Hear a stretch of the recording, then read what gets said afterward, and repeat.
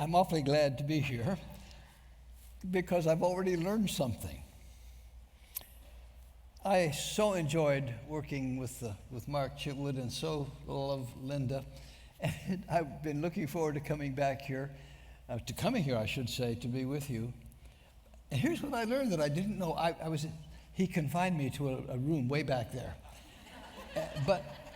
And the last service, he turned his voice off so I wouldn't know what he was saying. This time it was on, and boy, that's big.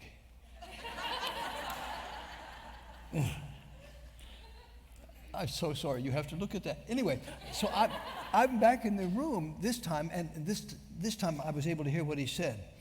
And he said to you, is a compliment, I think, to our time together, that he would have been willing to work for free.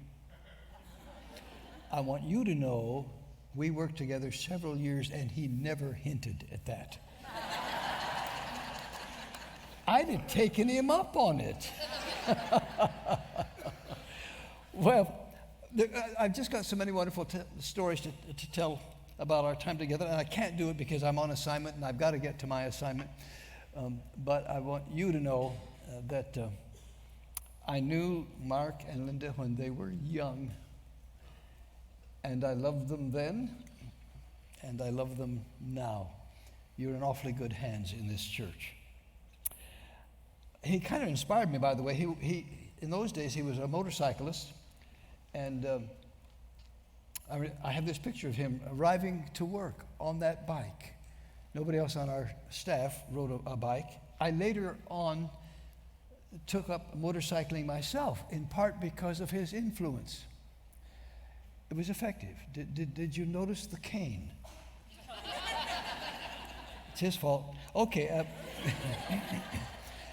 Another guy on our staff was Mike Pryor. He was the executive pastor of the church then. And when I told him I was coming here, he wrote me. And I'm going to read what he wrote. Please give Mark and Linda my regards. Is he receiving the offerings or still taking the offerings with 6 guns? Now, a little bit of background there. We had 3 very special days at that church every year, Easter and Christmas and Western Sunday. And on that day, we played cowboys, and we would come to church dressed with, well, on that day, Mark was dressed like pretty much the rest of us. He had his jeans.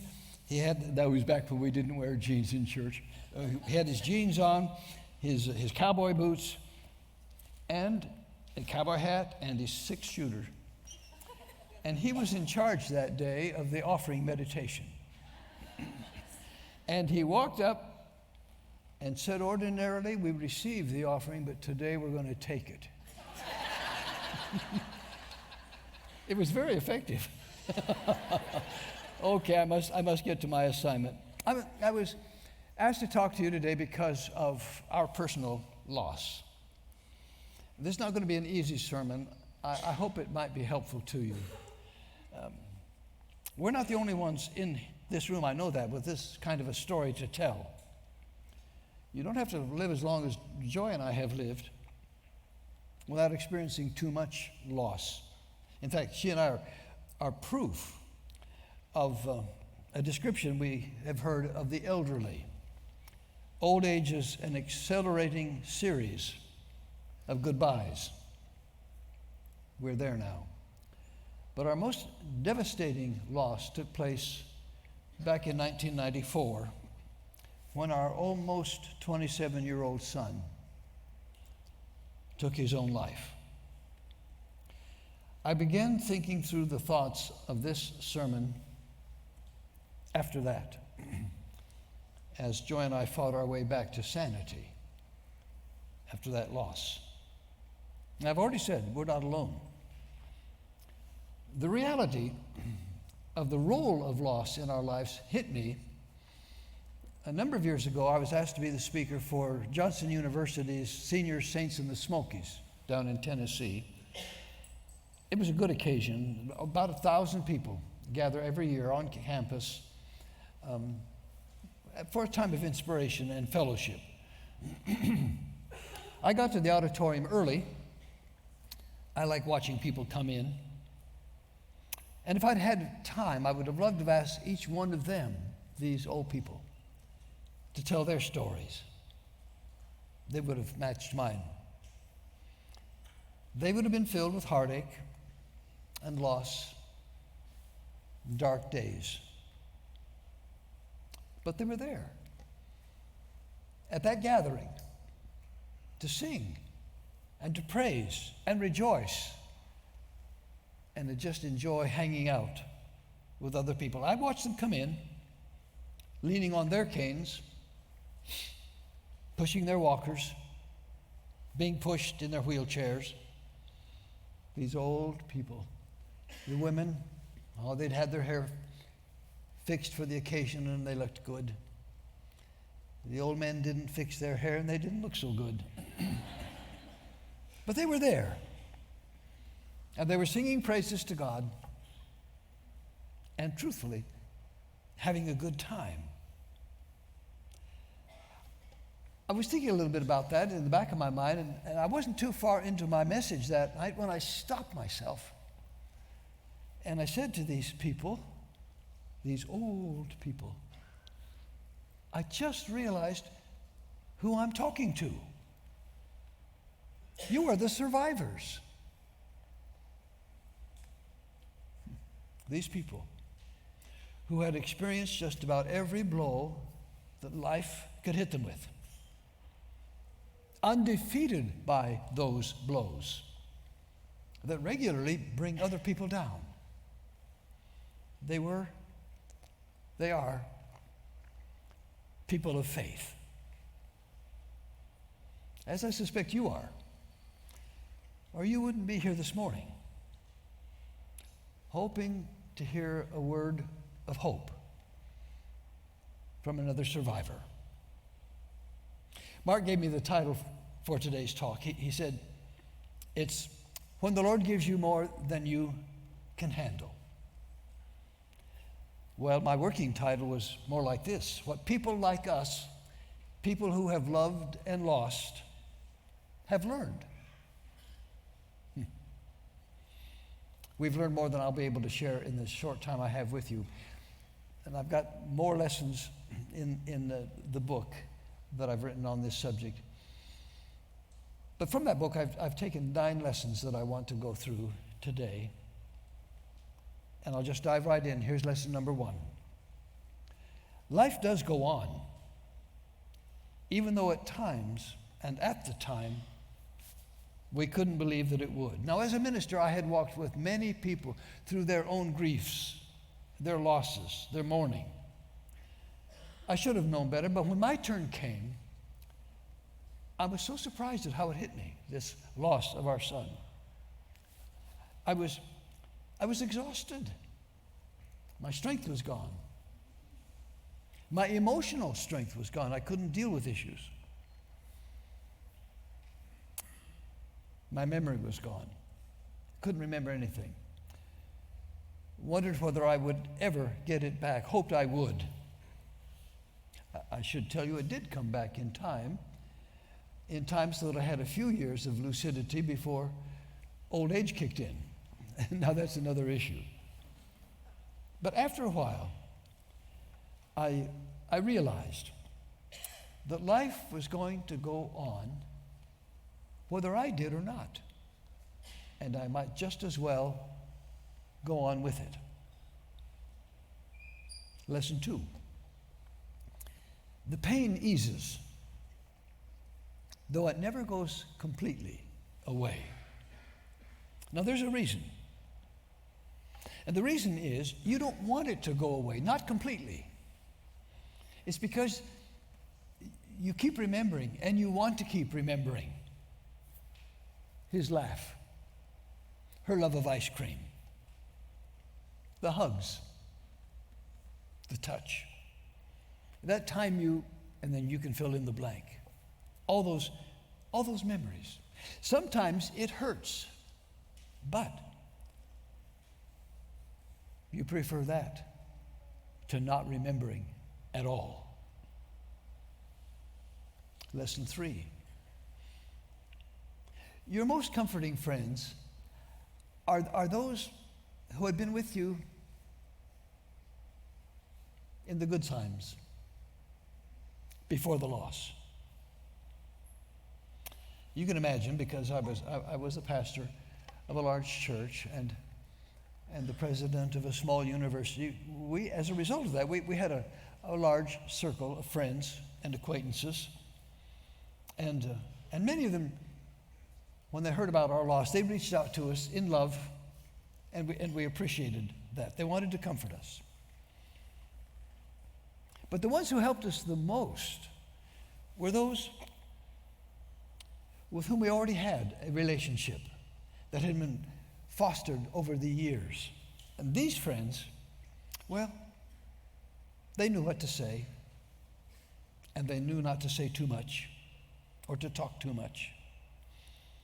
They knew how to be present, but not pushy. They could read our emotional state and respond appropriately. Others seemed to intrude themselves. They assumed a closeness that hadn't been there before. They meant well, but we turned for relief to these long-term friends with whom we were at ease. Now this is a very strong argument for what you're doing here in this church. And I just want to encourage you, if you're not in a small group, get in one. That's where intimacy gets established. That's where the bonds get tightened. That's where you do life together. And I want to encourage you now, while you have time, to establish those relationships, because you do not know either when you will need them or they will need you. Lesson 4. Healing comes in different ways and at different places, at different paces, to different people. When our son died, at that time, Joy and I had been married 34 years. We're now up to 65. But even though after 34 years you know each other pretty well, we still surprised ourselves with our different responses and our different ways of grieving. I'm going to give you some examples. Lane died in Southern Oregon. Drove his pickup truck into the woods and those beautiful Southern Oregon coastal forests, attached a hose to a tailpipe, and died there. Well, Joy wanted to go to that spot in the woods to see where it happened. I didn't want to. Another example. She very thoughtfully, after I returned to the office at the university, she very thoughtfully made my wife's artistic, and she made a beautiful display right beside my desk. Picture of Lane teaching in Tai Chi to a little boy. His sandals were there, his sword, all beautifully arranged. After a week, it had to come down. I couldn't have that daily reminder and then still do my work. Still another. It wasn't all that many years ago that I asked her what she would like for her birthday and for our anniversary. They're both in June. She said she'd really like to take one last trip to Southern Oregon, to the Rock. There's a beautiful haystack rock in Port Orford, and it's very meaningful to both of us. It was there we went after Lane's public funeral service. Just our family, we went to the Rock. There we sang a little bit. We had communion. We prayed. And then one of the toughest things I've ever had to do, I walked to the edge of the rock and gave his ashes to the wind and the waves of the ocean. She wanted to go back. I really didn't want to go back. But we went back. I love my wife. The point is, we have to honor our differences, our different approaches to mourning, to grieving, to getting over. Lesson 5. The best medicine for a grieving heart is losing yourself in helping another. It's not a sin to mourn. In fact, it's a necessity. We can't help it. We shouldn't be embarrassed to admit that we need it. But the downside of a good thing is its self-centeredness. There's no other way to say it. Grieving is more about me than about the one I've lost. These are my tears, my sense of loss, my regrets. Now, I want to underscore this again. These are very real feelings, and they have to be expressed. They have to be given time. Repressing them is not a good thing. In fact, repressing them could retard our recovery. But healing comes when we look beyond ourselves to somebody else, some others who are hurting, whom we can help if we will. I was so grateful. I was so grateful I had the church and I had the university. I had people in my life to care about, to think about, to serve, people needing love, not just love in general, my love in particular. And helping them helped me. I'm not alone. I want to tell you about a man in Oklahoma City. Some of you are old enough to remember in 1995 when that act of terrorism took place in Oklahoma City, and the Murrah building was bombed, came down, and killed 168 people. I read about this 6 years after that event. I read about the people who survived but lost loved ones who later took their lives, and others who took up addictions. Some lost the custody of their children because of those addictions. Others lost their marriages. All kinds of bad things happened. But some found new life through their loss, through their suffering. And one man was named Paul Howell. He was 64 years old, as I recall. His 28-year-old daughter was in that building. She came down with the building. He lost her. He later said it took him 3 years to overcome the depression that he felt because of that. But 6 years later, something happened that transformed his life. In effect, gave it back to him. You will remember 9/11, 2001, those terrorists flew their bombs into the World Trade Center towers in New York City, killing thousands. As soon as Paul Howell heard about this, he went to the Red Cross office, volunteered, and was sent to New York City, where he worked for 2 weeks, guiding people around Ground Zero. And these were mostly grieving family members who had come. And he said, people would ask him, do you ever get over something like this? And he said, no. He did his best to keep his composure as he was leading them, because he wanted them to see that survival was possible. But while he was keeping his composure, and he said he did that to this service to avoid getting sucked back into the vortex of grieving. That's his language. But he said he took them around, these people, keeping his composure as some sobbed or fainted or hyperventilated, even vomited. Well, after the 2 weeks that he was there, he went back to Oklahoma City. And within 2 days, he was back in the Red Cross office asking to be returned to New York so he could continue helping others. He had learned firsthand that the best medicine for a grieving heart is losing yourself in helping another? Well, in a much more modest way.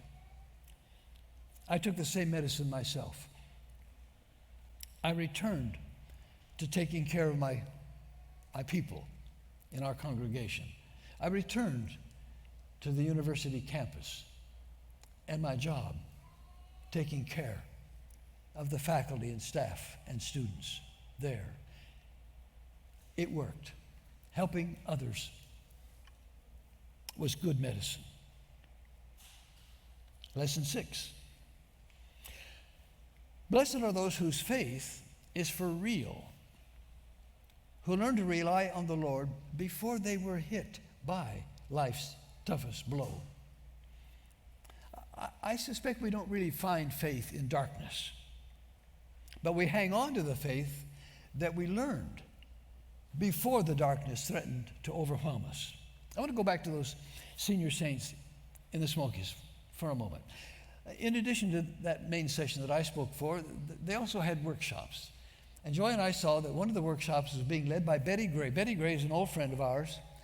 And it didn't matter what the subject was, we wanted to go to her workshop because we wanted to hear what she had to say. Now, at the time, she was 90 years old, had been a widow for many years. She was still driving her own car, going from conference to conference, speaking and encouraging other people. We knew she would be good. Well, as a part of her presentation, she read the 23rd Psalm. You know it.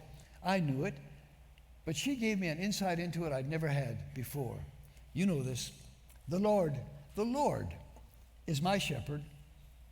I shall not want. He maketh me to lie down in green pastures. He leadeth me beside still waters. He restoreth my soul. He lead me in the paths of righteousness for his name's sake. Yea, though I walk through the valley of the shadow of death, I will fear no evil, for thou art with me. Thy rod and thy staff, they comfort me. That was what she did when she read that fourth verse that has stayed with me ever since. She had been teaching from behind a desk. She was 90 years old, of course, and could not stand for an hour to teach. But as she got to the fourth verse, she pushed her chair back, she stood up, and she started walking, bent over with the years, but her finger pointing. Yea, though I walk through the valley of the shadow of death. Yea, though I walk through the valley of the shadow of death. And then she explained that's what our faith enables us to do. We walk through the valley. We don't try to go over it, under it, around it. We don't sit down. We don't lie down. We don't give up. We don't quit. We walk through it because of our faith in the one who meets our needs, restores our souls, leads us forward. When, after taking a couple of weeks off, I returned to the pulpit in my church after Lane died, an effort that required about all I had to give, I pictured the people thinking to themselves as I stood before them, okay, this man is always talking about the faith. Did it work for him? And I could answer them truthfully. Yes, it did. It does. Thanks to the strength that comes from the Lord, I could walk through the valley of the shadow of death. Lesson 7. But I was changed. You are changed. You can no longer see things the way you used to. After a while reviewing my life with our son and regretting our almost unbearable loss, I realized something startling. I put it this way: I would give everything I have to have my son back. But I would not want to be who I was before I lost him. I have learned so much. I grew up so much. I saw my whole value system altered. I was a changed man. Lesson 8. Your relationship with your loved one has changed, but it hasn't been broken. When we're asked how many children we have, Joy always names all three: Kim, Candy, and Lane, though Lane has been gone a long time now. I got some insight into why we do that from a child psychiatrist. She wrote these words: whatever holds a parent to a child isn't breakable. Parents sometimes say they're letting go of the child, but if you listen further, they're letting go of their pain, not their child. They say they still feel close to the child.